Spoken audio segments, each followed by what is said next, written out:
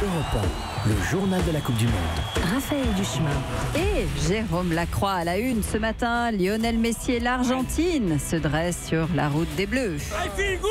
Ah oui, il feels good, il se sent bien, ce fan argentin. Lui et bien d'autres ont électrisé les rues de Saint-Pétersbourg jusqu'à très tard hier soir. Vous entendez la fête. Mais oui, leurs footballeurs sont en 8e de finale face aux Bleus à l'issue d'une soirée étouffante. Victoire 2-1 dans les ultimes instants contre un solide mais un peu trop jeune Nigeria. But décisif inscrit par un défenseur argentin, Marcos Rojo, à la 86e minute. Et un peu plus tôt, le stade avait vu le réveil de Lionel Messi, enfin buteur dans ce mondial.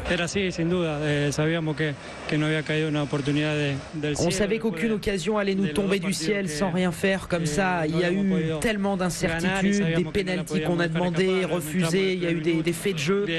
Tout a été incroyablement difficile, mais voilà, on passe. Je suis vraiment heureux. Ça aurait été tellement douloureux d'être éliminé à cause de tous les gens qui sont ici, qui sont venus tellement nombreux portant le maillot de l'Argentine. On ne pouvait pas les laisser tomber.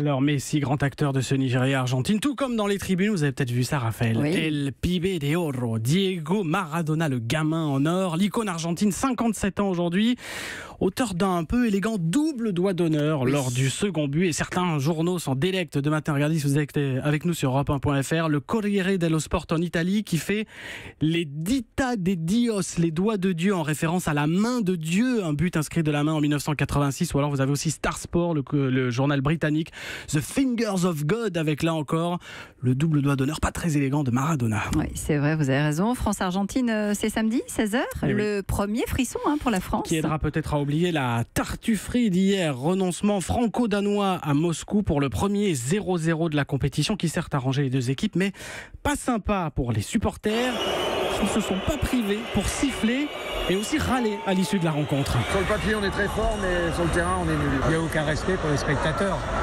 Nous, monsieur, on a pris des vacances, on paye, on ne voit pas de retour, quoi. Un match, ça doit se jouer.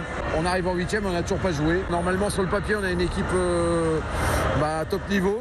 Sauf que pour l'instant, on n'a rien vu. France-Argentine, donc samedi 16h pour une place en quart de finale. À noter un autre 8e de finale connu ce matin. Croatie-Danemark dimanche. Les Croates sereins et encore victorieux. Leurs remplaçants ont éliminé 2-1 les Islandais. Alors, on a France-Argentine en 8e de finale. Jérôme, on pourrait aussi avoir un Brésil-Allemagne ce soir. C'est possible. Dénouement attendu dans les groupes E et F. 16h, Corée du Sud-Allemagne. 20h, Serbie-Brésil. Ni les Allemands ni les Brésiliens n'ont assuré pour l'heure la qualification. Et si l'un termine premier de son groupe et l'autre deuxième, eh bien on aura la revanche de la demi-finale d'il y a 4 ans. C'était le 7-1 pour l'Allemagne. Europe 1.